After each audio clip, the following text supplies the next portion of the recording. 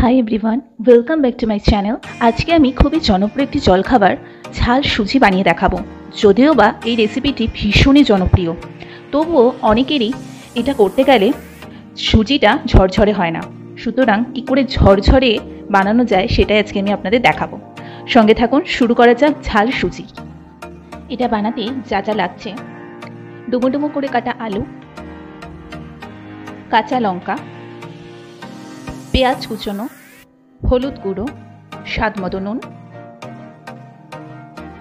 সুজি, সাদা তেল এবং ঘি। প্রথমে কড়াইটা ভালো মতো গরম করে সুজি দিয়ে দিতে হবে এবং সেটা ভালো মতো ভাজতে হবে 3-4 মিনিট। কনস্ট্যান্টলি নাড়াতে হবে যাতে প্রতিটা সুজির দানা ভালো মতো ফ্রাই হয়। এরপর কড়াইতে কিছুটা সাদা তেল এবং কিছুটা ঘি দিতে হবে। ঘিটা দিলে স্বাদটা আরও অন্যরকম হয়। এর মধ্যে ডুমো ডুমো করে কেটে রাখা আলুগুলো দিয়ে কিছুটা ভাজতে হবে।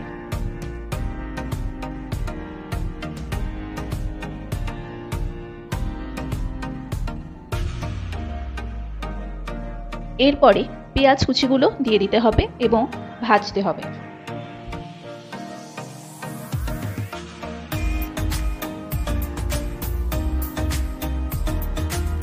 এরপর একে একে কাঁচা লঙ্কা, স্বাদ মতো নুন, স্বাদ মতো হলুদ গুঁড়ো ছড়িয়ে ভালো মতো ভাজতে হবে।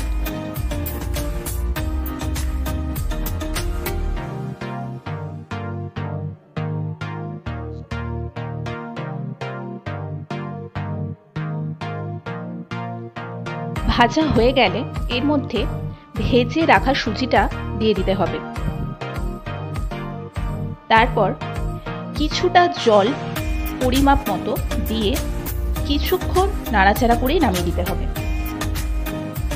সুতরাং দেখতেই পাচ্ছেন কতটা ঝরঝরে হয়েছে ঝাল সুজি, আর কত অল্প সময়ে অল্প উপকরণেই আমাদের এত জনপ্রিয় একটা জলখাবার বানানো হয়ে গেছে।